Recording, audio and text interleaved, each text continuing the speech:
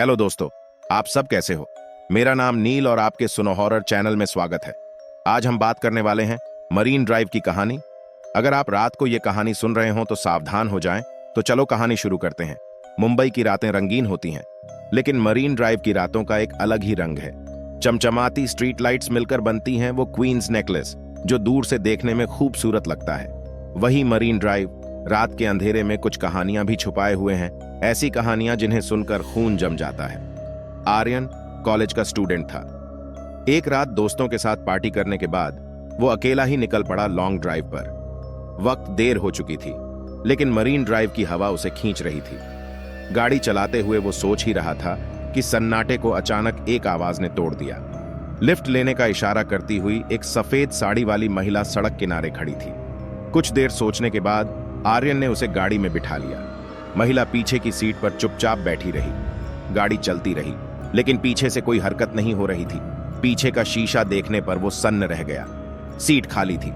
पसीने से तरबतर होकर उसने गाड़ी रोकी और पीछे ढूंढने लगा, लेकिन वहां कुछ नहीं था। घबराते हुए वो वापस गाड़ी में बैठा और तेज रफ्तार से निकलने लगा।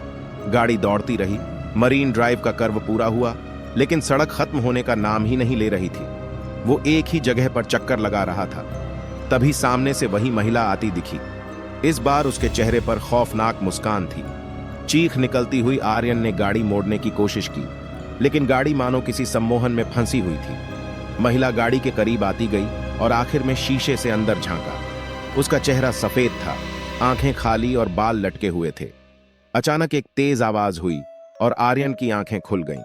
वो हॉस्पिटल के बेड पर था। पता चला कि वो रात को गाड़ी चलाते हुए बेहोश हो गया था। शायद थकान की वजह से, शायद किसी और वजह से, ये कोई नहीं जानता। लेकिन एक बात तय है, मरीन ड्राइव की रातें खूबसूरत जरूर हैं, लेकिन कभी कभी कुछ राज भी समेटे रहती हैं। अगली बार आप रात में वहां जाएं तो पीछे मुड़कर जरूर देखें, कहीं वो सफेद साड़ी वाली महिला आपको लिफ्ट ना मांग ले। आर्यन अस्पताल से छूट गया, लेकिन मरीन ड्राइव का खौफ उसके जहन में बैठा हुआ था। वो घटना के बाद दवाइयां खाता रहा, लेकिन हर रात सपने में उसे वही खौफनाक चेहरा दिखाई देता। एक रात सपने में उसे किसी ने पुकारा। आवाज दूर से आ रही थी, समुद्र की बाहों में शांति है।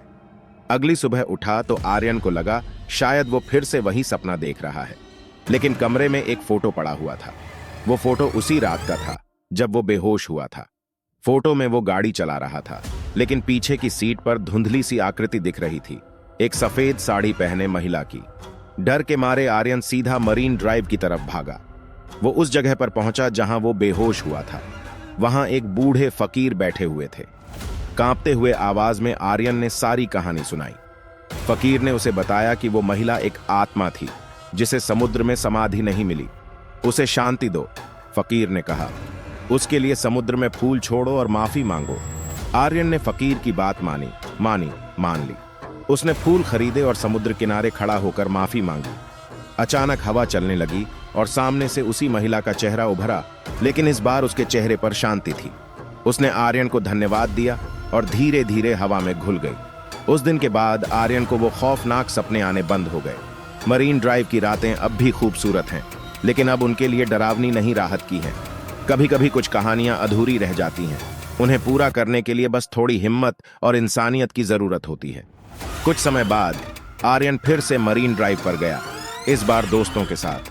हवा में हल्की ठंड थी और समुद्र की लहरें धीरे से किनारे से टकरा रही थीं।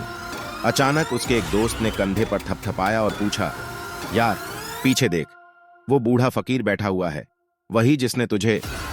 आर्यन घबराकर पीछे मुड़ा, लेकिन वहां कोई नहीं था, सिर्फ समुद्र की लहरों की खामोशी। ठीक वही। वो एपिलॉग कहानी में एक नया खौफ घोल देता है। मानो बूढ़े फकीर का होना और फिर अचानक गायब हो जाना ये बताता है कि भले ही आत्मा को शांति मिल गई हो, लेकिन मरीन ड्राइव के राज अब भी दबे हुए हैं। अगर आपको कहानी अच्छी लगी हो तो लाइक, शेयर और सब्सक्राइब करना ना भूलें।